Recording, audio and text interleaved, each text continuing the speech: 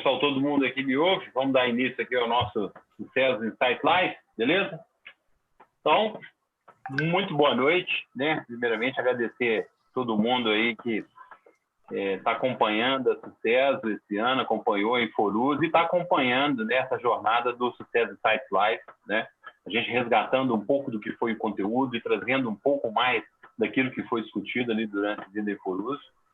Hoje eu comentei com o Lúcio, na hora que eu cheguei, que eu estou aqui laureado, eu estou recheado de professores, né, extremamente especiais, eu fico muito feliz de estar aqui, né, e eu já apresento aqui as pessoas, né, o Lúcio Fonseca, vice-presidente de Soluções Educacionais da Sucesso, Minas, CEO da FF Digital. Lúcio, prazer estar aqui, obrigado por você estar aqui com a gente. Luciano Sattler, reitor do Centro Universitário Metodista Isabela Rendes, membro do Conselho Deliberativo do CNPq, e diretor de Soluções Educacionais da Sucesso Minas. Luciano, obrigado. Ricardo Luiz Silva, diretor de Educação e Tecnologia do Senai Ciência. Ricardo, obrigado mais uma vez, está aqui, está nos prestigiando. Eu queria agradecer, né, fazer um agradecimento aqui inicial aos patrocinadores da Sucesso Minas, né, a NECEF, Esquadra Digital e a Tripla. Agradecer o apoio da Google Key Network, da Mediaria.com, né, e a todo mundo que nos ajuda a manter a Sucesso ativa, mesmo em tempo de pandemia, conectado com vocês e levando diálogo de alto nível e conhecimento, né? Hoje a gente tem um tema aí extremamente interessante. Esse tema foi discutido nessa trilha, mas tem outras coisas que aqueceram nesse momento. Esse mercado educacional está uma ebulição muito grande. A gente fala que, né, a volatilidade está a 10 mil RPMs, não para, né, de ter novidades, não para de ter formas novas de fazer. E eu acho que esse é o tema, né, professor? O novo currículo para o novo mundo. Passar a palavra para o professor Lúcio, né? E aí, Lúcio, como é que é esse assunto aí? O que está acontecendo, né? Como é que as pessoas vão se preparar para isso? Ok. Bem, boa noite a todos e a todas. Não é muito prazer estar aqui novamente com vocês. Essa questão de currículo, né? Quando se fala em currículo, todo mundo pensa, isso é coisa para pedagogo, isso é coisa para professor. Nunca foi tão importante que a sociedade como um todo se conectasse nesse tema do currículo das escolas. Por quê? Porque o advento aí da quarta revolução industrial, da indústria 4.0, toda a questão da automação, da substituição de trabalho humano, que era feito até então pelos humanos, pelas máquinas, pelos computadores, pelos robôs, etc., denuncia agora de uma maneira muito clara o descompasso entre o sistema educacional e aquilo que é a sociedade hoje e é o mercado de trabalho hoje. Não é? Então, nós estamos diante de um momento em que se trata agora de quase que uma questão de sobrevivência pessoal e profissional para as pessoas, ter uma formação sintonizada com as demandas do novo mundo. Né? Novo mundo esse que não começou com a pandemia, não. Já era para nós estarmos nesse novo compasso há muito mais tempo. Né? Mas a escola, durante séculos, ela ficou muito voltada para si mesma, né? Encantada com o poder que tinha de definir o que as pessoas precisam aprender, o que as pessoas vão aprender. Vamos ensinar isso, vamos ensinar aquilo. De uma forma muito desconectada com seus verdadeiros clientes. Quem são? A sociedade, que financia todo o sistema educacional e que precisa de gente altamente qualificada como gente, né, para que a sociedade seja melhor. E o mercado de trabalho é o outro cliente, que precisa de profissionais qualificados para poder dar continuidade aí ao trabalho de uma forma geral. Muito bem. Essa tem sido, né, a tônica até hoje do descompasso. E a provocação que nós fizemos ao professor Ricardo, lá do Senai, né, ela veio muito encaixada com essa necessidade de rediscutir como que a escola vai acertar o passo com essa contemporaneidade, né? Com esse momento novo que nós estamos vivendo. E o que a gente pôde perceber da palestra do professor Ricardo, que foi uma palestra excepcional, foi que o Senai já está absolutamente sintonizado com essa nova vibe, né? Vamos dizer assim, esse novo compasso da dança, né? Então, professor Ricardo, eu acompanhei a sua palestra, achei assim de uma felicidade extraordinária e que apesar de estarmos falando, né, de Senai, que é a escola profissionalizante, ensino profissionalizante, na verdade, há na prática de vocês muitas lições a serem aprendidas pela educação convencional, né? Então, por isso é que eu acho que trazer algumas dessas ideias aqui vai ser extremamente importante para quem não teve a oportunidade de ver a sua palestra. Eu começo aqui com uma pergunta para você, né? Eu vi que vocês, né, desenvolveram uma forma de desenvolver currículos muito mais moderna do que a que estava acontecendo antes. Eu queria que você começasse falando para nós aí como é que vocês entendem essa questão da formação do currículo, que para vocês não é mais uma decisão exclusiva da escola, né? Como é que vocês fazem essa interlocução aí com os stakeholders do sistema educacional? O Ricardo e Lúcio, eu vou quebrar o protocolo antes do Ricardo assumir e responder a pergunta, porque eu, como presidente da CES Nacional, vou me permitir avacalhar as coisas, né? Eu vou jogar uma pimenta aí nessa pergunta, e aí você fica à vontade de você responder do Lúcio primeiro, óbvio, e depois se você puder responder essa. É verdade que, nesse futuro que nós já estamos vivendo, não tem emprego, mas tem trabalho? Qual a diferença de ter emprego e ter trabalho? Ok. Ricardo. Bom, boa noite a todos. Antes de responder a pergunta do Lúcio, já que o Arlen já deu essa quebra de protocolo, é a mais pura verdade. Assim, emprego e trabalho são coisas um pouco diferentes. Tá? Ontem, eu estava ontem na Ambev, lá em Sete Lagoas, e a gente estava falando de indústria 4.0. Talvez o que eu falar, acho que ele vai resumir, vai talvez responder a sua pergunta. Então eu vou avacalhar a sua pergunta. Eu apresentando tudo as possibilidades da indústria 4.0, é uma coisa específica, não era nada a ver com treinamento em específico. E, num dado momento lá, esse foi um trabalho à noite, um grupo pequeno, e as pessoas me perguntaram, tá, mas como é que fica o ser humano nesse contexto? E eu respondi assim, ele é ser humano. Ou seja, tudo que é manual, tudo que é repetitivo, isso tende a sumir. O que vai ficar para o ser humano fazer? O que é inerente ao ser humano. Então, na verdade, você não vacalhou não, tá? Isso tem tudo a ver, inclusive, com currículo. Né? Eu vou narrar um pouco aí do que a gente tem feito ao longo dos anos com relação ao currículo, e essa questão do ser humano é uma coisa muito relevante. Então, assim, tudo que é braçal, tudo que você olhar que você faz, que pode ser substituído por um software, será substituído por um software, com grande ganho. E aí fica aquela questão, poxa, mas o emprego? Eu sempre falo com as empresas o seguinte, quando a sua empresa, falo com o empregado do chão de fábrica, quando a sua empresa ela tem investido em automação, em robótica, não veja isso como um problema, veja isso como uma solução.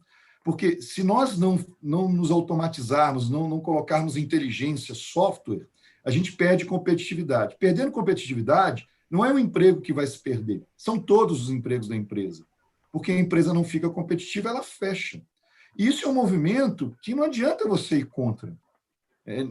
Aliás, não adianta ninguém ir contra. Na verdade, todo mundo tem que se adaptar. Então, o que vai ter para frente? Vai ter empregos com... aí é uma questão de semântica, né? Emprego, trabalho, mas com valor agregado muito alto. Tá? Talvez não tenha nem emprego, tenha trabalho, no sentido de que talvez todo mundo vai ser PJ em alguns segmentos. Não vai ter um emprego formal, carteira assinada, vai ser PJ. O momento que a gente está vivendo de pandemia já está nos mostrando isso.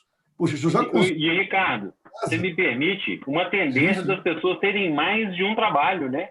Trabalhar para mais de um empregador. E, consequentemente, mais renda. Isso. Então, não é uma praga que se abateu sobre nós. Então, é um passo. Pô, home office, eu já consigo fazer meu trabalho em home office. Será que eu não consigo fazer o que eu faço para várias empresas? Vender minha força, não de trabalho braçal, mas de trabalho mental? Então, assim, a gente está vivendo realmente, tem uma questão de pessoas aí. Então, o que fica para o ser humano? Ser humano. Tudo que é inerente ao ser humano vai se prosperar e nunca vai faltar trabalho, ou emprego, seja lá, ou renda, seja lá o que for. Ô, Ricardo, Perdão. você me permite só, já que o Arley entrou um pouco, tem um conceito que o pessoal está trabalhando agora, é o conceito de trabalhabilidade. É isso que você está dizendo. Perfeito. Empregabilidade era o conceito anterior. Trabalhabilidade é exatamente isso. Olha, eu posso trabalhar para várias empresas ao mesmo tempo, com vínculos mais fluidos entre elas, e eu tenho que estar apto a ser útil em diferentes momentos para diferentes, digamos, empregadores que não vão ser mais empregadores, vão ser parcerias, né? Bacana. Aí eu vou, então, tentar ser sintético aqui, nessa questão, como é que a gente encara os nossos currículos. A gente, em 2008, a gente criou, a gente é uma rede grande, a gente tem em todos os estados e a gente tem uma chancela lá no Departamento Nacional, que fica em Brasília. Eles não têm escola, mas é quem articula tudo. A gente criou uma metodologia de Senai de educação profissional. Já há algum tempo a gente não trabalha mais com grade curricular, a gente trabalha com unidades curriculares, já há muitos anos. Muitos não, há uns 5 anos a gente consolidou isso. E a gente tem um hábito nacional de tempos em tempos, dependendo da tecnologia, dependendo do setor, de dar uma repaginada nos nossos currículos, vamos chamar assim. Os nossos currículos, eles são nacionais, então não é só um estado que faz isso, mas a gente sempre tem uma margem para colocar a característica regional, representar a característica da indústria regional nesses currículos. A gente está passando por uma situação exatamente agora, a gente está revendo o nosso curso de metalurgia, técnico em metalurgia.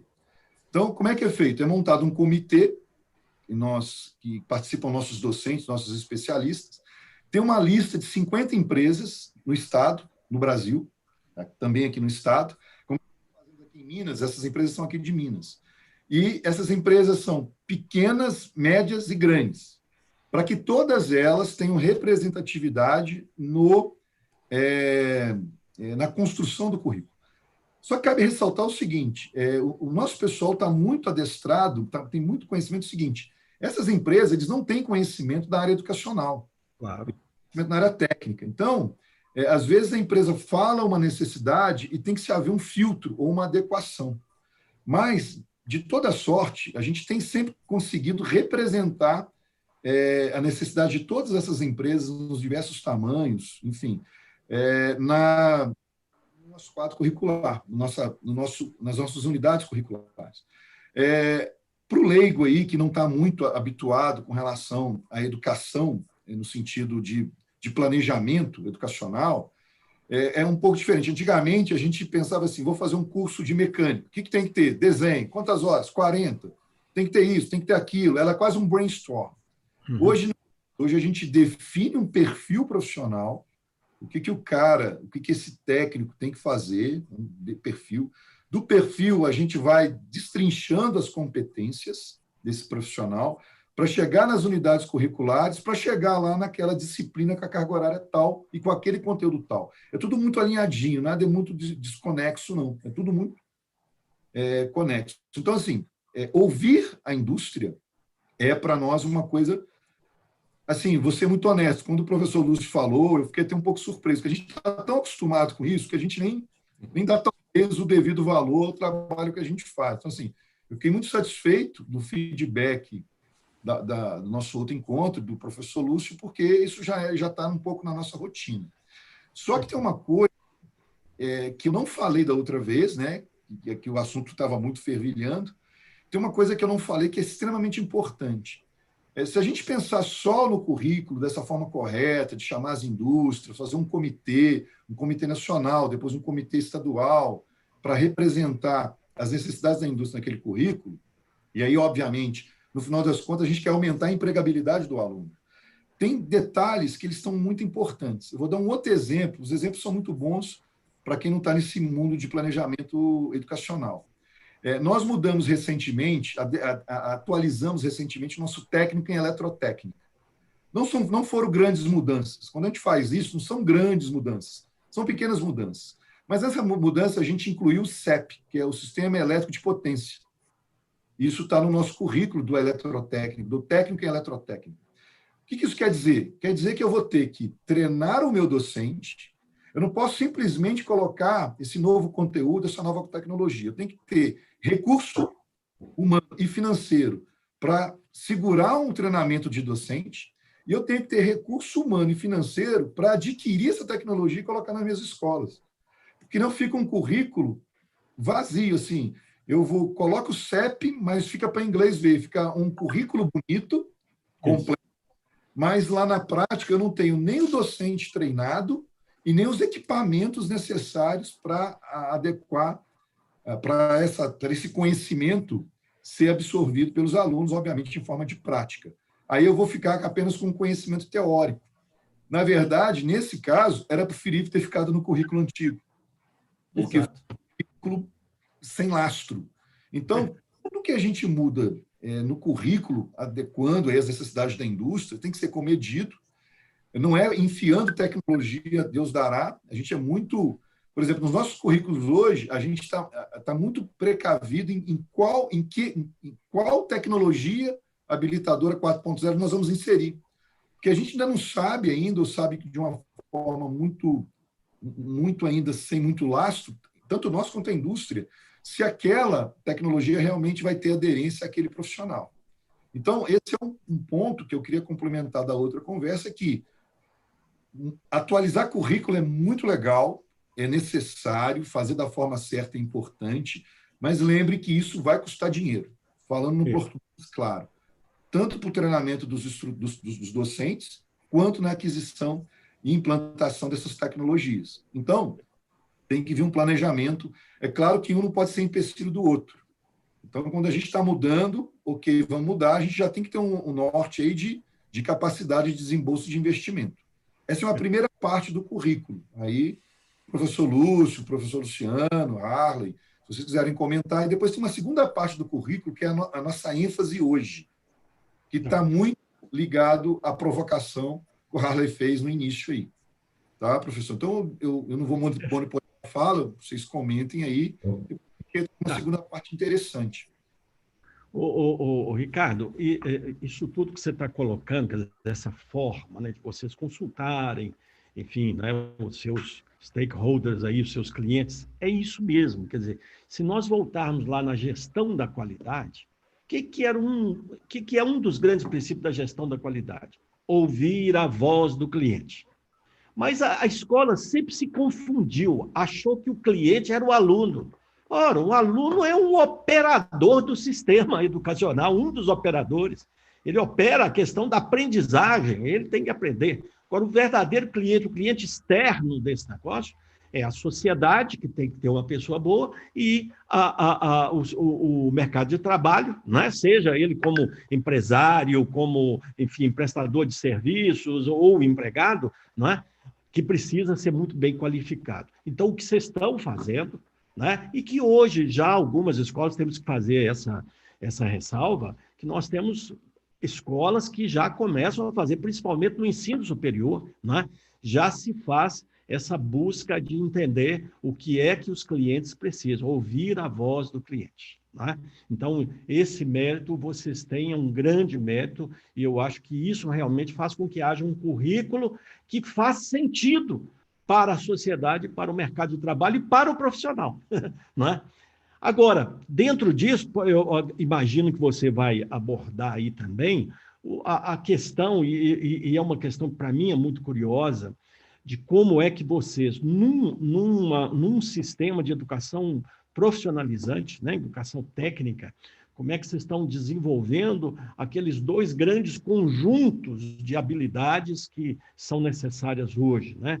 As hard skills, as competências técnicas e as competências socioemocionais. Como é que vocês conseguem fazer essa questão aí, esse equilíbrio? Porque as competências socioemocionais são esse grande diferencial do ser humano, né? As competências técnicas, elas hoje têm que estar muito voltadas para a capacidade de trabalhar junto com as máquinas, né? Com os softwares, etc, etc. Então, como é que vocês articulam essas duas questões aí?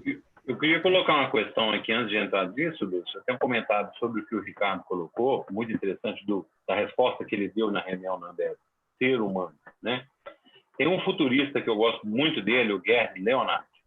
E o Gerd Leonhard, ele fala, ele tem um vídeo que ele explica isso muito bem. Ele fala assim: tudo aquilo que não for capaz de ser automatizado, assumido pela tecnologia, vai ser extremamente supervalorizado. Exatamente. Esse é o ser humano, esse é o que vai ficar, né? Isso é que vai ser muito valorizado. Então, eu acho que talvez o grande desafio é entender essa onda, né? Qual a proporção que ela vai atender da automação, até onde ela chega, a inteligência artificial, os bots, toda essa parte da tecnologia, e aquilo que realmente vai ser um diferencial do ser humano, né?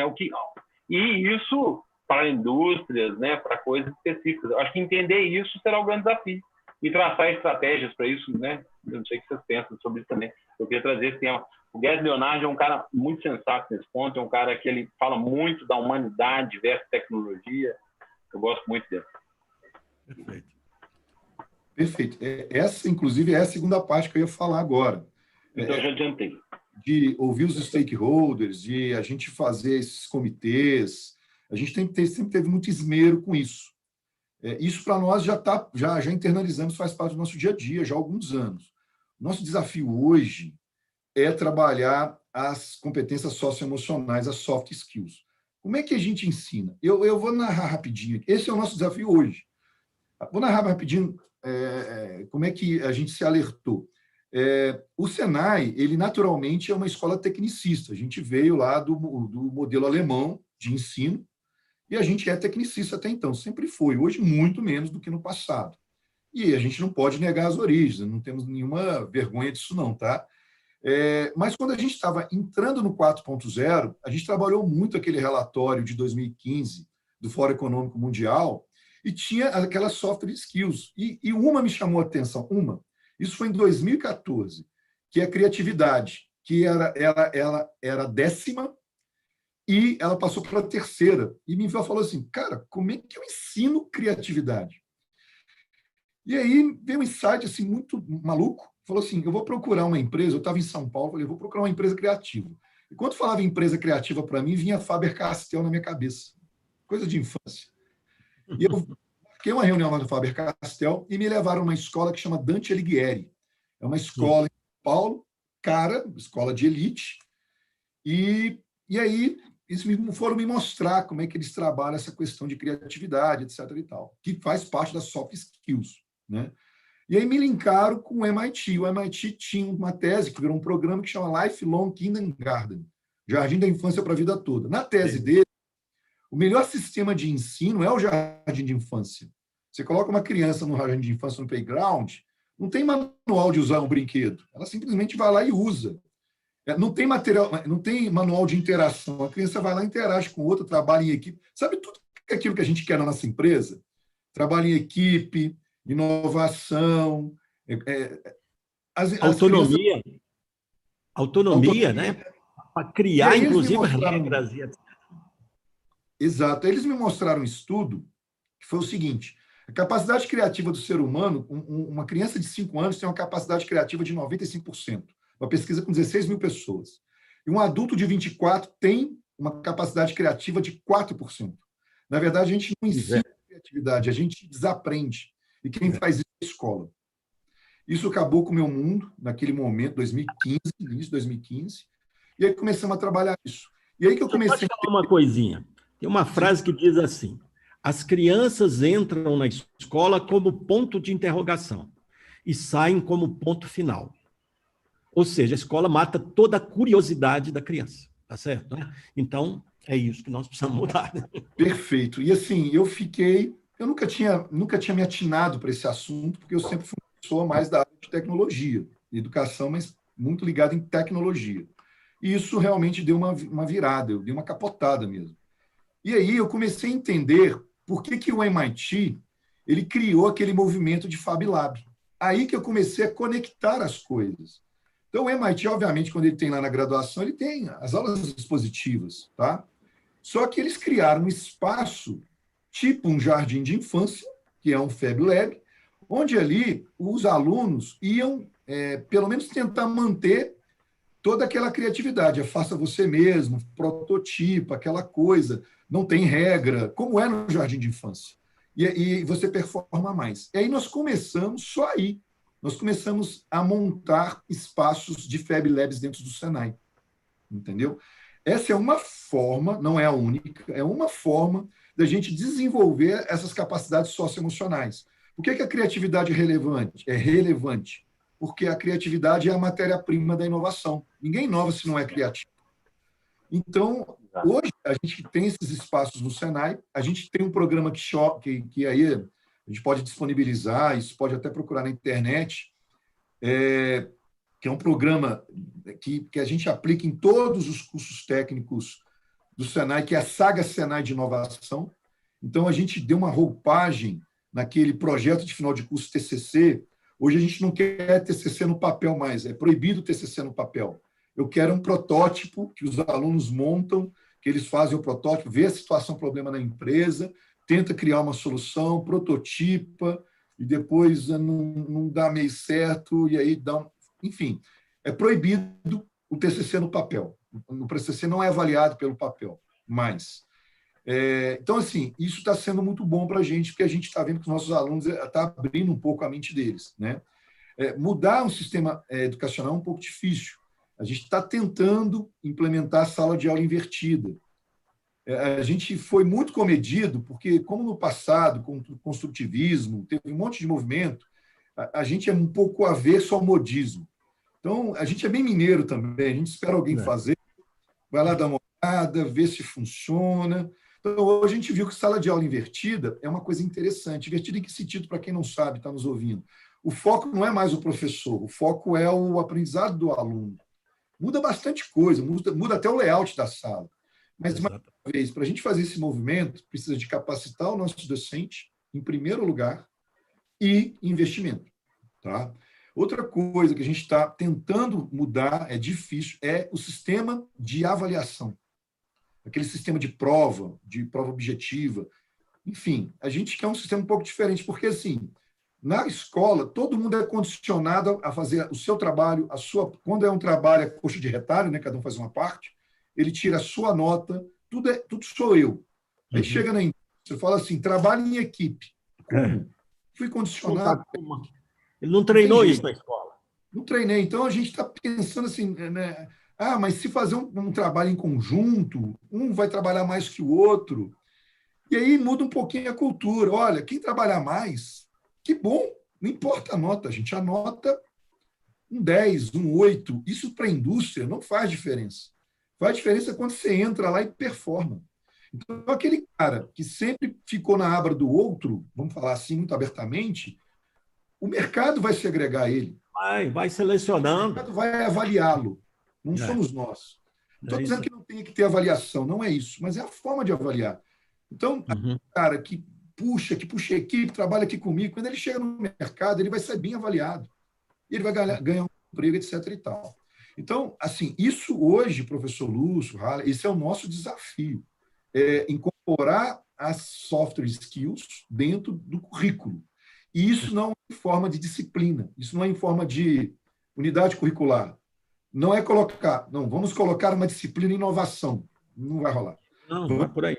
Disciplina criatividade. Não é isso. É você trabalhar de forma, no processo formativo dele inteiro, essas capacidades, essas competências. Esse é o nosso desafio. E, assim, é o que mais nos está tomando tempo hoje, em termos de pensar, de tentar arranjar maneiras. A gente acho que o caminho é um pouco esse. Agora, é urgente que o sistema educacional como um todo, inclusive nós, repensemos isso, forma de avaliar, a forma de trabalho, a forma de ensinar, enfim. E essa moçada hoje, ela está muito mais propícia nesse formato do que no passado. Relato. Nenhum aluno do Senai ficava no contraturno, na biblioteca, para estudar. A gente está repensando até as bibliotecas. Exatamente. Né? Os Tem uma alunos coisa que você está falando para ficar no Fab Lab, fora do turno. Que eu acho extremamente importante. Eu já tive uma conversa dessas com o Lúcio, dentro do meu trabalho, né, da minha empresa. O que a gente viu, o grande desafio nas empresas é a segurança psicológica para as pessoas, para elas poderem inovar, para elas poderem se jogar. Porque eu escutei uma coisa sobre inovação que eu achei sensacional. Eu estava numa live com o Felipe Godin, que é uma pessoa também de inovação, e o Felipe falou uma coisa assim: inovação não pede licença, pede desculpa. Desculpa, eu matei seu negócio, inventei um modelo de negócio novo. É isso aí. Eu achei muito interessante. Já não pede licença, pede desculpa, né? Então, como é que é essa segurança psicológica? Porque as pessoas têm que estar seguras para arriscar. Como é que vai ensinar a criatividade? Não, se liberta, né? Faça o que você acha que é o certo. E as práticas, né, Ricardo? As práticas docentes, as práticas pedagógicas é que vão gerar isso naturalmente. Quer dizer, é com a mão na massa que o camarada aprende. Ele aprende fazendo. Ele aprende a inovar inovando, aprende a criar criando, né? E não a partir daquilo que era o convencional, que é, não, primeiro nós vamos apresentar o conceito, depois nós vamos fazer o exercício. Pelo amor de Deus, né? E o professor, ele é ator principal ainda. Só que ele não é aquele professor da cátedra, ele é o professor facilitador disso tudo. Exatamente. Devidamente treinado para esse novo modelo. E o Harley tem toda a razão. A escola e a indústria também, as empresas, nós somos intolerantes ao erro. As indústrias, eu trabalhei em muita indústria, ligado inclusive à parte industrial, tem grandes peças, são feitas em modo safe. Não pode errar. É feito para minimizar erro, performar, fazer mais com menos, não pode errar. Né? Altamente padronizado. Como é que inova? Né? Isso. E aí, assim, isso é complicado, porque inovar significa ter tolerância ao erro. Então, por exemplo, quando você está no projeto desses meninos aí da saga Senai de Inovação, às vezes um projeto que dá errado, talvez ele vai ter a maior nota para os membros dele. Porque o conhecimento que eles adquiriram no processo de chegar lá foi muito maior do que uma pessoa que pegou um desafio menor e acertou. Então, o acerto e o erro está na cultura educacional, né? Principalmente até transcrito em avaliações objetivas. Eu errei. Eu sou obrigado a fazer um comentário aqui, lógico que eu não posso falar muito, mas a gente estava num processo, uma grande indústria nacional, e com o presidente da empresa, né, consultivo, e a gente, nessa discussão, tem que ter esse espaço para errar, tem que ter esse espaço de experimentação, prototipação, e tentando convencer, e meio assim, né, da linha ali, né, indústria alemã, e aí, no final, foi assim, tudo bem, mas vamos botar uma meta para quanto que pode errar.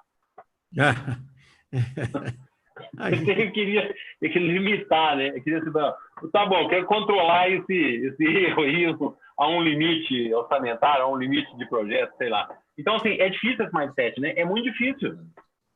Agora, gente, temos também que entender os vários lados, né? Quer dizer, uma empresa, uma grande empresa, principalmente, né? Porque a mentalidade startup, ela é extremamente importante, interessante, e etc. Agora, uma grande empresa já consolidada, realmente é um transatlântico, tá certo, né? Que está indo numa direção e que você não pode dar cavalo de pau, né? Então, tem que haver aí também essa compreensão e essa inteligência de arranjar a estratégia adequada para que possa ser feito o redirecionamento de curso e tal, mas sem um trauma terrível para a empresa, né? Então, acho que esse é um grande desafio. Não pode ser uma coisa imposta, né? Eu falo assim, a gente, às vezes, processo de transformação digital, de evolução digital, não é um projeto, é um novo estado. Eu costumo fazer uma analogia que é assim, você precisa emagrecer, você vai fazer dieta ou você vai mudar o hábito alimentar? Você Exatamente. precisa mudar o hábito mental para estar conectado ao digital, né? É um processo. Exatamente. É isso, Luciano? Aí- O Luciano está ali, eu acho que ele está concordando. Hein, O professor? que a gente... Tô achando interessante porque você vê que esse contexto da educação que o Ricardo está falando está nos abrangendo em todos os níveis de empresa, porque o Ricardo, é claro, tem uma ênfase maior na indústria, mas nós estamos falando de um problema que está ultrapassando, está perpassando a sociedade como um todo, indústria, serviço, profissional liberal, até o setor público. Porque o setor público também tem um nível de automação previsto para ele muito grande, inclusive com inteligência artificial. Então, estou achando bacana a discussão, mas, Ricardo, eu queria saber mais aí como é que é a construção do currículo. Mostra para nós aí. Não, basicamente isso. Hoje a gente está trabalhando de novidade, é isso, como incorporar software skills no currículo. A gente já percebeu que não é em forma de unidade curricular ou disciplina, como normalmente o pessoal conhece. Então, o pessoal vai trabalhar muito por projeto. Tá? E aí, tem um outro efeito colateral benéfico nisso, que a gente tem percebido, o seguinte, falando no popular, estudar fica mais legal. Porque, se a gente for analisar, sendo muito honesto, estudar é muito chato. Se você for um menino de 12 anos de idade, é muito mais legal para ele ficar em casa, ele interage muito mais. Às vezes, ele aprende, estou falando de aprender com uma forma geral, não estou falando de qualidade, não, nem de conteúdo. Ele aprende muito mais sozinho do que dentro da escola. E o professor está sendo muito desafiado, porque antigamente o que você falava era lei. Hoje o professor fala uma coisa, o cara dá uma gulgada lá e já vai. Então, hoje todo mundo virou especialista de tudo. Então, a gente está olhando muito isso em função de também tornar a escola mais atrativa. É bom estudar é muito, aprender é legal. É o que eu estou falando. A experiência que os Fab Labs que a gente tem tido, que a gente chama de Senai Lab internamente, os alunos ficam no contraturno, você tem que tirar ele lá de dentro, porque isso é muito bom.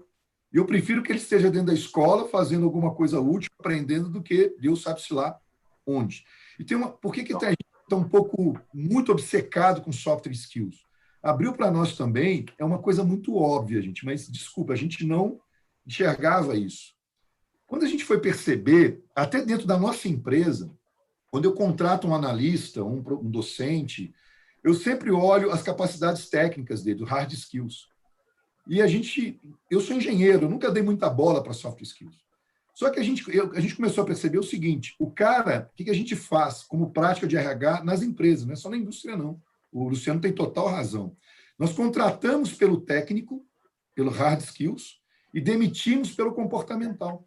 Exatamente. Eu contrato o cara porque ele exime o programador, mas eu demito ele porque ele não tem engajamento, ele não trabalha bem em equipe. Aí eu falo, o que é mais fácil? Você ensinar programação ou ensinar o cara a ser proativo, ser engajado? Ensinar engajamento, criatividade, proatividade, você não ensina, você ajuda a desenvolver. Você tem ações que você ajuda a desenvolver. Essa realmente, no currículo, o professor Luciano, é o desafio. Você não ensina o cara a trabalhar em equipe, não tem apostila, não tem isso. Você tem que propiciar situações que ele vai desenvolvendo isso ao longo do processo de ensino. Isso é um desafio gigantesco. E, Ricardo? Tá? Tudo que nós falarmos aqui, o ponto central é o docente. Porque a gente faz tudo, coloca no currículo, faz programa. Na hora que o docente fecha a porta da sala, é ele e os alunos. Literalmente, ele vai fazer o que ele acredita. É verdade. Ricardo, você falou que estão revendo o currículo, por exemplo, culturalmente. Ops. Seu microfone fechou. Acho que deu um delay na sua... Você estava falando de uma revisão do currículo de um curso técnico profissionalizante de metalurgia, né? E aí eu te pergunto, na sua experiência, se eu me formasse nesse curso de metalurgia há 10 anos atrás, e eu não tivesse curiosidade intelectual ou abertura, passasse por treinamento, não buscasse novas informações, ao longo desses 10 anos, eu continuaria a ser um profissional de metalurgia hoje ou eu já estaria fora de mercado? Eu acho que talvez, infelizmente, talvez isso vale para todas as profissões, né? O nível de exigência hoje ele é muito maior do que era no passado. Então, vamos falar assim, até para você aferir conhecimento e produtividade de alguém na indústria.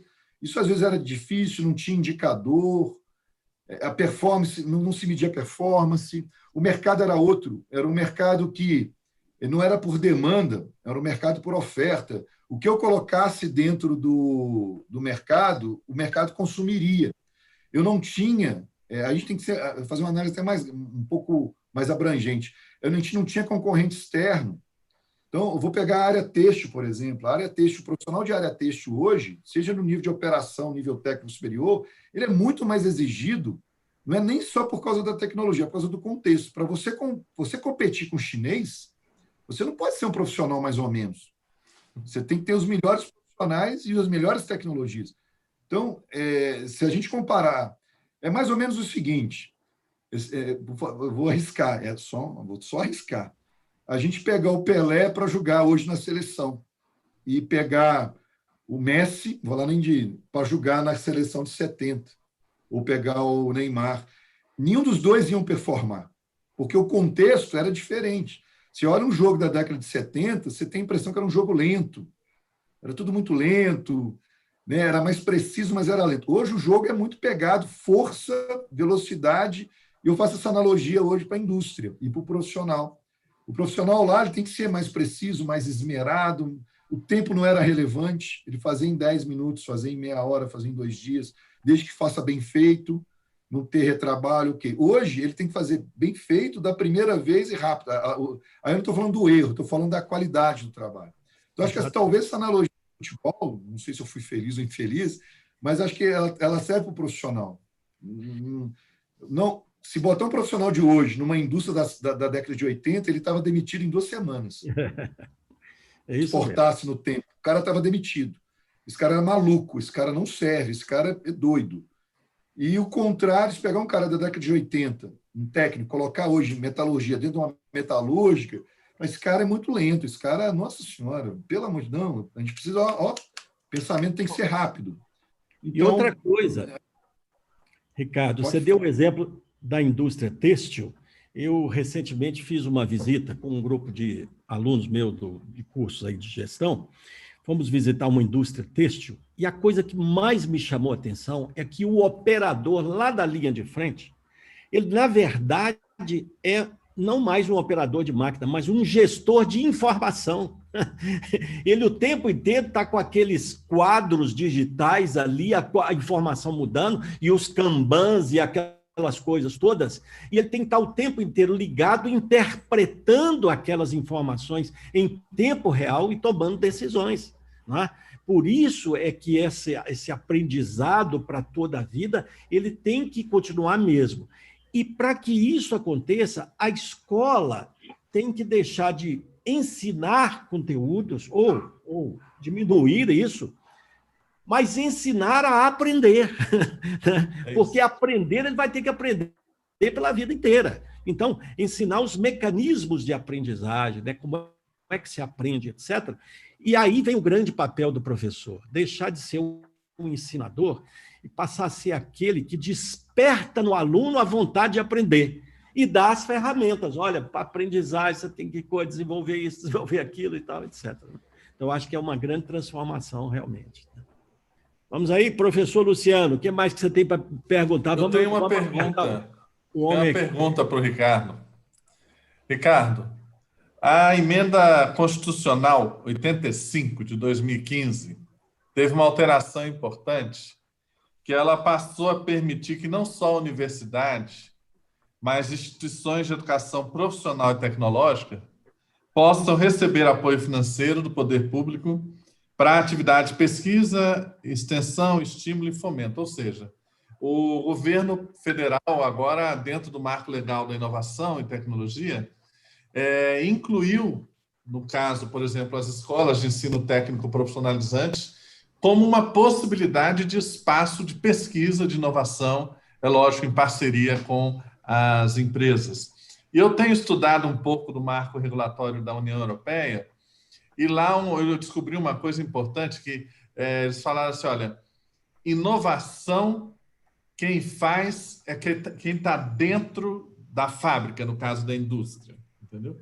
Então, o cientista que pesquisou lá para saber que o vapor poderia movimentar a máquina foi um. Agora, quem soube fazer uma máquina que se movimentasse com vapor foi alguém do nível técnico profissional, não foi um cientista de ponta da universidade. Que é ele que está lá na frente, que sabe fazer a inovação acontecer e gerar ganhos realmente. Então, juntando essas duas coisas, eu pergunto assim, se vocês já estão pensando no Senai, no SESI, um pouco essa questão da pesquisa aplicada, buscar outros recursos além das verbas já recebidas para essa questão da pesquisa e da inovação. Tá, bom, o Senai, a gente tem hoje dois pilares, né? O pilar de educação e o pilar de tecnologia. Tecnologia é serviço. E dentro do pilar tecnologia tem lá a inovação. A princípio, lá nos primórdios, a tecnologia no Senai, a educação é uma senhora de 80 anos no Senai. A tecnologia é uma menina de 15, é muito recente. Mas nós criamos, a partir de 2010, a gente criou institutos de inovação Senai, Instituto de Inovação e Institutos de Tecnologia. Aqui em BH, em Minas é um pouco diferente, mas em todos os outros estados, qual foi a premissa? A gente criou ICTs. A gente faz isso como serviço e de 2010 para cá teve uma estratégia de se criar ICTs. E aí criou. Em a maioria dos estados, essas ICTs já são junto de uma escola. Por exemplo, eu tenho uma escola que tem técnico em polímero, eu criei ali, junto com aquela escola, um ICT com uma vocação de polímero. Traduza, por favor, Ricardo. Oi? ICT, para quem não sabe, né? ICT, o que significa a sigla? Esse aqui é o Instituto de Pesquisa. Instituto de Tecnologia e Pesquisa, vou resumir. Isso, tá? É o Instituto de Pesquisa e Tecnologia. Uhum. Como a gente tem o IPT aqui, no Brasil, enfim, como tem a Fiocruz, como tem o Butantan, isso tudo são ICTs. É claro que a Butantan e a Fiocruz são na área de saúde. Uhum. Então, a gente criou essa estratégia. Isso foi... mas, assim, isso é recente, se você for contar, isso tem aí... A gente está operando aí forte de 2014 para cá. Então, a gente meio que juntou. Só que, quando a gente vê dentro do Senai, eu vou ser muito honesto, tá, Luciano? Aqui não é só para contar coisas que deram certo. A gente percebe que divide o mesmo local, mas não tem envolvimento da área dos alunos. Não, os docentes não participam muito. É como se estivesse no mesmo local, mas eu tenho aqui os pesquisadores e eu tenho aqui os docentes. Tá? Isso foi espelhado, e aí eu acho que é a nossa referência. Nossos ICTs eles foram criados à luz do Instituto Fraunhofer na Alemanha. E é muito interessante na Alemanha. Na Alemanha, você tem o Instituto Max Planck, por exemplo, que faz a pesquisa básica, que é o que o professor Luciano falou aqui, estuda toda a propriedade do vapor, etc. e tal. Essa é a pesquisa básica, mantida pelo governo, inclusive. E o modelo de institutos de tecnologia e inovação, ele vai dar aplicabilidade para esse vapor. Ele vai criar a máquina a vapor. E lá no Instituto Fraunhofer, eu visitei em Berlim, eles têm escola técnica, tudo no mesmo lugar. Escola técnica, eles têm graduação, eles têm pós-graduação, mestrado e doutorado num lugar só. E os alunos do curso técnico, às vezes, eles são bolsistas de um professor de mestrado que trabalha num projeto. Então, às vezes, eu preciso usinar uma peça do meu projeto. Quem faz isso é o aluno de escola técnica, que é o bolsista. Ele fica lá no contraturno, recebe uma graninha, bacana, mas aí o principal não é isso. Você tem que inserir um aluno num processo de desenvolvimento, de P&D, raiz, assim. Perfeito. Então, assim, é perfeito isso. Nós aqui estamos no dele, no Fraunhofer, da Alemanha, mas ainda a gente não conseguiu fazer essa liga. Mas nós vamos conseguir. Aqui em Minas Gerais, os nossos institutos ficam no CETEC, no antigo CETEC, né? Nós assumimos o CETEC, investimos lá e botamos nossos institutos. No ano passado, nós colocamos uma área de educação lá. na verdade, nós fizemos o caminho inverso. Lá tem tanto pesquisador bom que eles têm que compartilhar o conhecimento deles com alguém. É um outro caminho também, é o pesquisador. É óbvio que talvez não tenha aquela didática de um professor nato, mas isso também é possível desenvolver. O pesquisador, ele passar o conhecimento dele, normalmente um conhecimento alto, para um público que está ali ávido a aprender. Mas é um modelo super interessante. Esse marco legal da inovação que permitiu isso, se a gente usar com sabedoria, né, professor Luciano, eu acho que vai se resolver muito. Para um garoto lá no Instituto, que é bolsista de um professor de mestrado, trabalhando com ele, eu fico imaginando o que esse menino não está aprendendo. Assim, real, não está aprendendo. Assim, o nível de conhecimento, eu brinco assim, esses caras devem aprender até por osmose, só de estar perto lá ele já aprende. E aí a gente tem profissional de idade. Essa é a formação integral, né, gente? Assim, a formação ela não é de 8 da manhã às 11 da manhã ou de meio-dia às 5. A formação tem inteiro, é sábado, domingo, toda hora. Temos uma pergunta aqui da audiência, lembrando, gente, quem está nos assistindo pode mandar pergunta pelo chat, né? Temos aqui uma pergunta do Geraldo Edno, eu vou direcionar ela para o Ricardo. Ele falou assim: o Senai tem seus clientes provavelmente bem definidos. De que forma as escolas podem adequar seus currículos, tendo em vista que seus alunos irão, no futuro, se direcionarem para áreas distintas? Ok, eu vou tentar. Essa é a pergunta difícil. Olha só, eu vou dar exemplos, é opinião pessoal, é do que eu vi, do que eu acredito, não quer dizer que esteja certo. Primeiro é o seguinte, isso um pouco vai se resolver com esse novo ensino médio. Esse novo ensino médio, a gente acha ele bom. A gente é do ensino médio antigo, eu tenho que aprender tudo. Cara, mas eu quero ser engenheiro, eu não preciso aprender biologia. Tá? Então, são 5 currículos, tem Ciências da Vida, tem inclusive o currículo Indústria. O currículo 5 do novo ensino médio, ele é indústria. Então, eu vou aprender, eu sou um cara que eu quero trabalhar na indústria, quero fazer uma engenharia. Então, o novo ensino médio, ele já norteia isso. Tá? Isso é importante. Eu vou, com relação aos outros anos, ensino fundamental 1, fundamental 2, ele obviamente é genérico, porém, tem uma prática, e eu acredito nisso, eu posso estar errado, que isso já acontece. É disciplina que você ensina no fundamental 1. É a antiga primeira série. Fundamental 1. E eu falo assim, o problema da indústria 4.0 a gente não resolve no curso técnico ou na engenharia. A gente vai resolver o problema de indústria 4.0 no fundamental 1, no fundamental 2, no ensino médio. Então, programação lá no Reino Unido, todo médico sabe programar. É claro que isso não é a profissão dele, mas ele tem conhecimento. Por isso que você pega a ARM, que foi vendida para os japoneses, assim, 2 bilhões de libras, é um troço.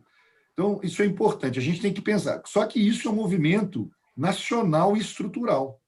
Então, eu não tenho a ilusão que isso vai mudar a curto prazo, nem a médio. Essa discussão do novo ensino médio, eu sou apolítico, viu, pessoal? Mas teve lá no passado, não sei qual governo que foi, que teve um ministro do MEC lá, não sei quem era, nem lembro quem era, que o cara matou no peito e tentou resolver, e resolveu. Não sei se é o melhor modelo, eu sei que é melhor do que a gente tem hoje. Isso eu tenho certeza. Uhum. E a gente vai ter que aprimorar. Então, você comentou uma coisa que eu acredito outro recado muito. que eu deixo também... Pode falar, por favor. Não, complementa, Ricardo. Outra coisa... Pode complementar, depois eu falo. Beleza. Então, assim, novo ensino médio está vindo aí para ajudar, ele é temático, isso já norteia o adolescente para onde ele quer ir. Fundamental 1 e 2 vai demorar um pouco, mas tem luz no final do túnel. Mas tem uma questão que é cultural no Brasil, e eu acho que a gente tem que mudar. Não vou ficar citando outros países, parece que a gente é bairrista. A escolha da profissão de um filho, de uma filha, não é decisão dele, isso é uma decisão familiar. Em outros países avançados, a escolha da profissão, talvez o mais importante seja isso. É uma escolha familiar. O meu filho vai fazer o que ele achar melhor para ele. Cara, ele tem 14 anos, ele tem 15 anos, ele não tem noção do contexto. Então, sim, tem que se levar em conta do que ele quer, importante isso, mas também tem que olhar para o mercado, senão você está uma profissão que não tem futuro nenhum. E a gente tem profissões assim. E aí, terminando, por que a gente tem profissões assim? Eu sei que não estava no contexto da pergunta, tem duas coisas muito arcaicas no Brasil, além de um sistema, talvez, de ensino. Uma coisa chamada CBO, Código Brasileiro de Ocupações, que todos os cursos técnicos superiores, a gente é norteado por isso, que é extremamente defasado. Demora-se anos a atualizar uma CBO e as profissões estão nascendo, as profissões estão morrendo e a CBO está lá. E a outra é o Catálogo Nacional do MEC, que nos impossibilita, por exemplo, se eu quiser fazer um curso técnico em ciência de dados, eu não posso, porque não está no catálogo. Eu tenho que entrar com ele como curso experimental, rodar algum tempo. É muito burocrático isso. Então, isso também dificulta. Eu sei que não estava no contexto da pergunta, Harley, mas eu aproveitar e já dizer isso aí, que não é só o sistema de ensino. Não é hora de implodir isso tudo, não, acabar com esse CBO, implodir isso, implodir essas coisas todas, porque, pelo amor de Deus, nós estamos vivendo uma época de agilidade, que as coisas têm que ser rapidamente adaptadas. Os modelos não funcionam mais, gente. Vamos falar francamente, né? São atrasos. Né? Mas olha, você pega... Tem que ter um regramento, mas não precisa ser esse regramento desse jeito. E tão detalhado e tão rígido, né? Não. Pode ter, mas desde que a regra mude em um mês, que mude em 60 dias, não em 5 anos, né? Mas fala, Luciano, você ia comentar. Não, isso que o Ricardo está falando é muito importante. Você vê, por exemplo, ontem, exatamente ontem, aqui em Minas, o governo estadual entregou a proposta do novo currículo de ensino médio a ser analisada pelo Conselho Estadual de Educação. O primeiro estado que publicou isso foi São Paulo. Publicou do ensino médio, publicou agora 3 meses atrás, no meio da pandemia. Por que foi São Paulo? Porque o secretário estadual de Educação que está em São Paulo foi o ministro Rocieli, que é esse que o Ricardo está dizendo, que bateu no peito e pôs o assunto para andar lá no governo federal. Tem muito a ver com a pessoa saber a prioridade do país e mexer a máquina pública, né? E aí o Ricardo falou um negócio muito importante, que até nós discutimos, professor Lúcio e eu, na Inforuso, que é no ensino fundamental 1 e no fundamental 2, agora a competência geral chamada cultura digital. Dentro da cultura digital está o pensamento computacional. Porque isso que o Ricardo está dizendo está mais, assim, como tudo que ele falou até agora, super verdadeiro. Porque aquele menino vai começar a programar ali, aquela menina com 7 anos de idade, é ele e ela que vão fazer a diferença quando chegarem na vida adulta, já dominando plenamente essa tecnologia, para mudar as empresas, mudar o mindset, mudar o modelo de negócio que nós estamos trabalhando. Porque a gente pode melhorar a resposta para o Geraldo Edno, é dizer para ele que uma certeza é que tem que ter algoritmo em todos os estudos. Tem que ter algoritmo em tudo. Porque se o técnico texto que você viu lá, Lúcio, né, lendo dados, ele não vai mais ler dados. Né? Vai analisar. Ele precisa entender como criar, como os algoritmos são criados. Ele tem que determinar o pensamento algoritmo, né, das decisões que precisam ser tomadas. Né? Então, eu vejo muito isso. A gente precisa de evoluir muito nisso. Né? Ensinar como programar as máquinas para trabalharem. Né? É isso. Bom. Mas, Arlen, só mais uma coisinha. Ontem, entraram com esse currículo aqui em Minas, foi uma correria louca, mas é porque aqui em Minas está um partido que entende essa necessidade da mudança, tem uma secretária de educação que é uma pessoa antenada com isso, porque vários outros estados paralisaram a discussão completamente.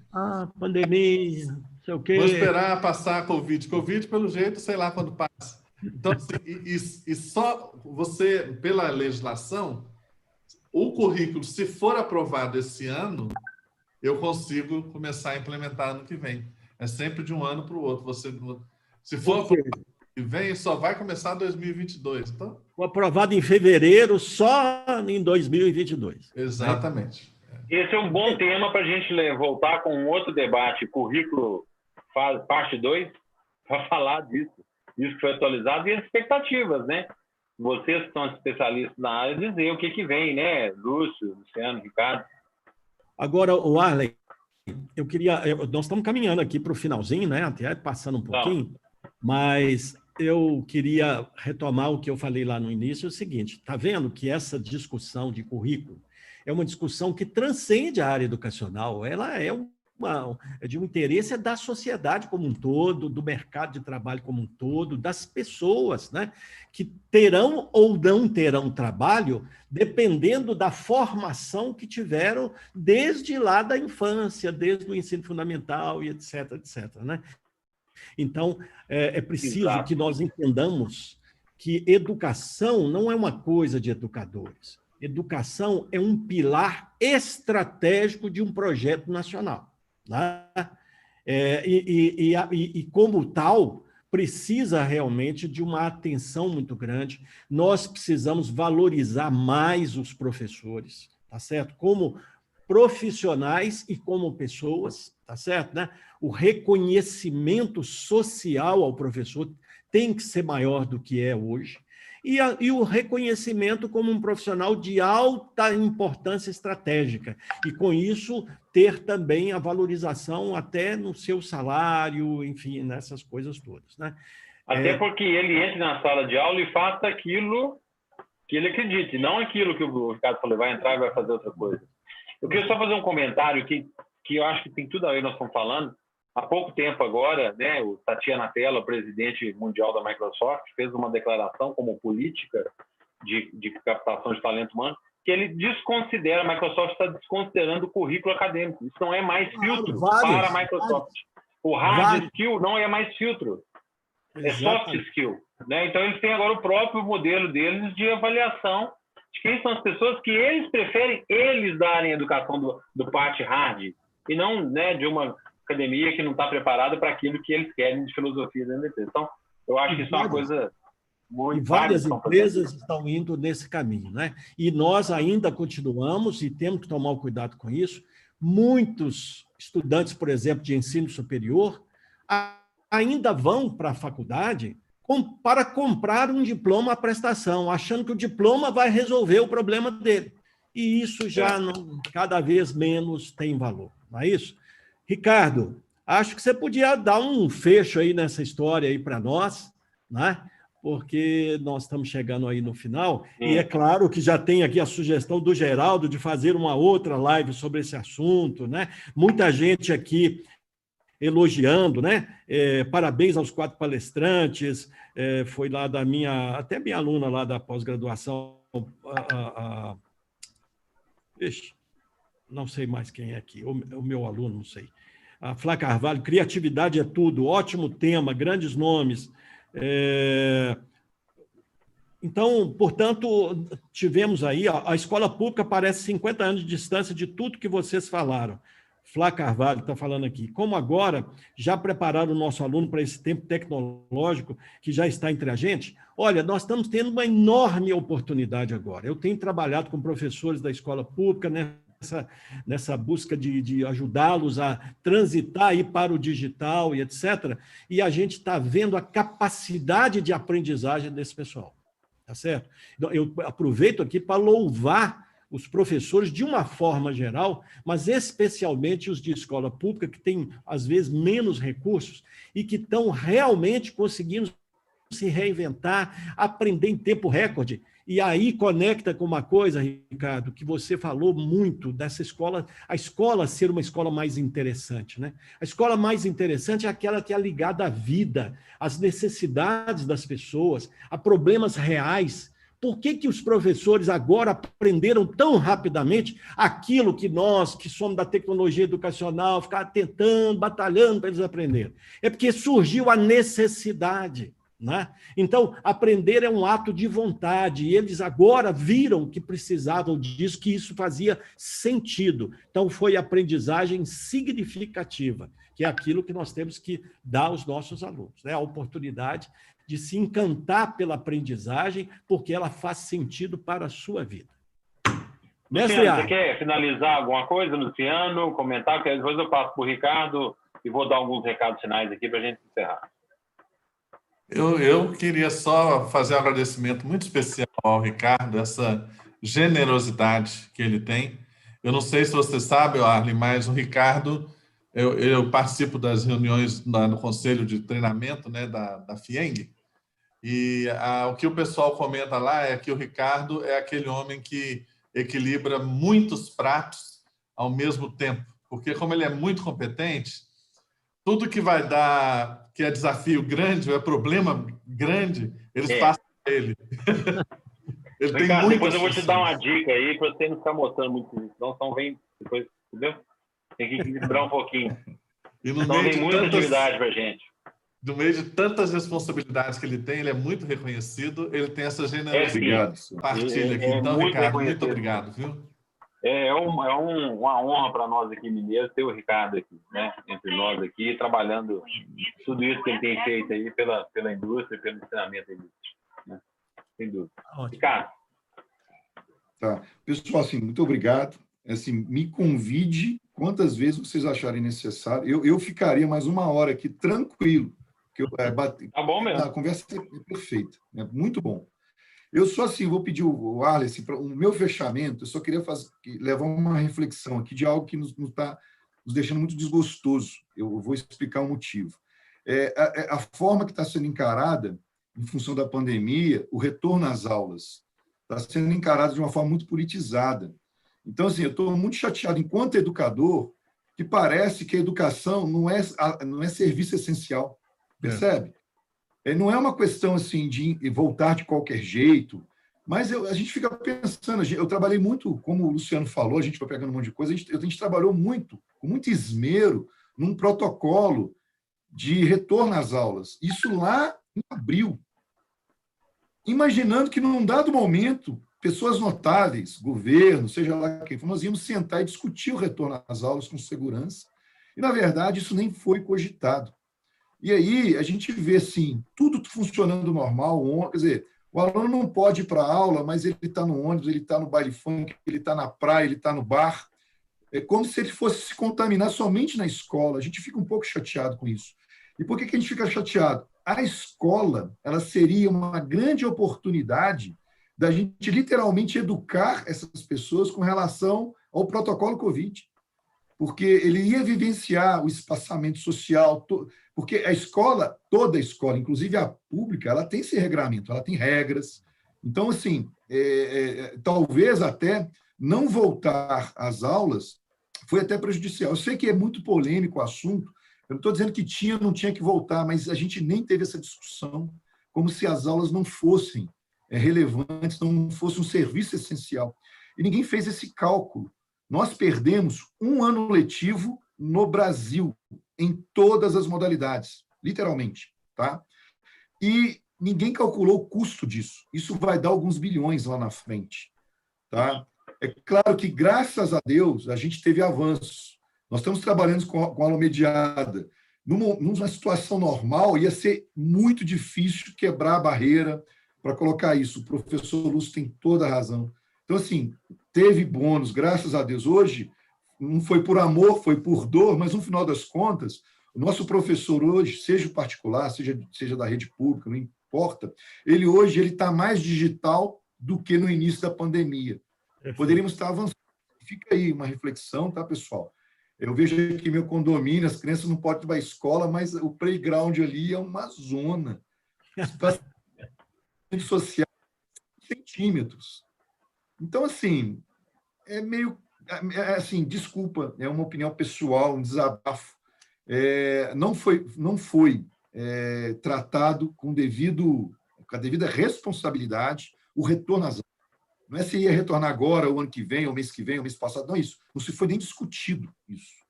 Tá? De uma forma... isso, tá? É um desabafo, eu peço desculpa, mas como a gente está falando de tanta coisa, como é importante a educação, e isso tudo porque a gente politizou essa questão do Covid, né? E ficou uma coisa esquisita. Não tô só partidário mesmo, tá?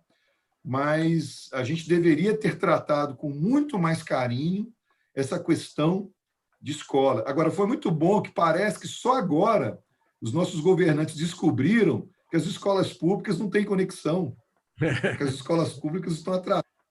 Bom, pelo menos agora eles descobriram o problema que é de conectividade, de digital às nossas escolas públicas, né? Não tem internet, não tem computador, não tem nada. Graças a Deus, sendo um pouco sarcástico, somente agora os nossos governantes descobriram isso. Mas espero aí que no próximo ano, a partir do próximo ano, esses problemas que aparecerem em virtude do Covid, eles realmente sejam sanados, porque não adianta o Senai, não adianta nenhuma faculdade, nenhuma universidade fazer um trabalho bom se a base está vindo toda errada, toda esquisita, toda atrapalhada.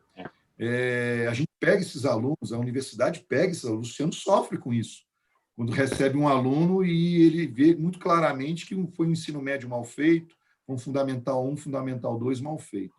Tá? Mas, assim como eu, assim como o professor Lúcio, assim como o professor Luciano, a gente tenta fazer a nossa parte. Né? Não dá para resolver tudo, mas vamos resolver o que está na nossa mão. Tá? Desculpa o desabafo aí, tá? Mas fica a reflexão aí. Você não precisa pedir desculpa, não. Você tem toda a simpatia minha, pessoal, da CES Minas, da CES Nacional. Somos associações apartidárias. E eu também fico muito triste com isso. Muito triste mesmo, porque o grande recado que a humanidade tomou, deveria estar levando com essa pandemia, as pessoas não estão aprendendo. Né? Elas continuam ainda abusando, politizando. A gente nunca viu tanta corrupção na saúde do Brasil, né, durante essa pandemia. Pessoas roubando equipamentos respiradores, superfaturando. Então, assim, realmente eu não consigo desvincular isso. Né? Tem um ensinamento que as pessoas não estão entendendo. Então, infelizmente, nós temos que reagir. Né? Tem uma frase interessante, não sei se é do escritor do filme, mas para que o mal não prevaleça, basta que os de bem se pronunciem. Então, é isso que eu acredito. Ok? Pessoal, muito bom, parabéns. Eu queria dar uns recados aqui. Dizer o seguinte, para você que está querendo entender mais esse assunto, porque esse assunto foi muito discutido no nosso Inforuso desse ano, então foi liberado agora, né, no canal do YouTube, os vídeos lá com a participação no Inforuso, então podem entrar lá, quem quiser ver quem esteve lá, como é que foi o debate, né? Então, a cada Inforuso em Sucesso Insights que a gente vai fazer, sempre vai ter um conteúdo, uma liberação de um conteúdo do Inforuso, tá bom? E outra coisa, eu peço a gentileza todo mundo entrar no link, né, dentro do nosso site aí do Sucesso Insights e responder a nossa avaliação, né, comentar lá, ver se tem mais algum tema, o que sugere. Beleza? Então, passamos um pouquinho aqui, mas é como o Ricardo disse, se a gente puder aqui, fico mais uma hora aqui, tranquilo também, viu, Ricardo? Muito bom. Muito obrigado, mestre Lúcio, mestre Luciano, obrigado de coração mais uma vez. Tamo junto, vamos em frente. E esta live também está sendo gravada, não é? Está sendo gravada e estará disponibilizada no site do Sucesso Insight Live. Vai estar lá no nosso site também. Para quem assistiu e gostou e quer mandar para um amigo para ver, olha, estou te falando um negócio de soft skill tem 2 anos, cara. Você não está entendendo? Assiste lá a turma falando. Manda o link lá para assistir. Beleza? Ótimo. Ótimo. Gente, muito obrigado. Obrigado, gente. Boa noite. Também. Obrigado. Tá? A todos. Um abraço. Muito Tchau. obrigado. Boa noite. Obrigado.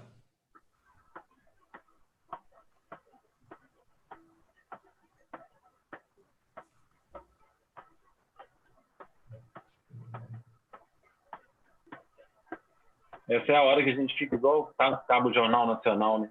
É o letreiro. É isso. Mas Fica foi esperando acabar.